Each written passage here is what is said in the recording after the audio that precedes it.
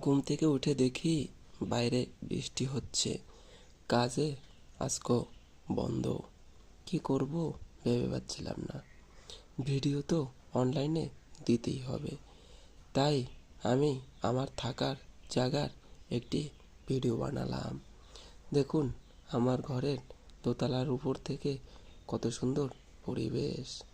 কিন্তু আমার স্ত্রী, সেও বসে থাকা নয়, ঘরে ওয়ালে এদিক ওদিক ফুল লাগিয়ে সাজিয়ে রেখেছে। কত সুন্দর ফুল! সে প্রতিদিন একটি করে ফুল বানায়। আমিও আজ সকালে ঘুম থেকে উঠে দেখি সে ফুল বানাচ্ছে।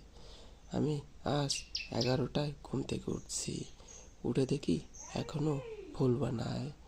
আমার ঘরের আয়তনটা অনেক বড়, কিন্তু পূর্ব পাশে একটি জানালা আছে।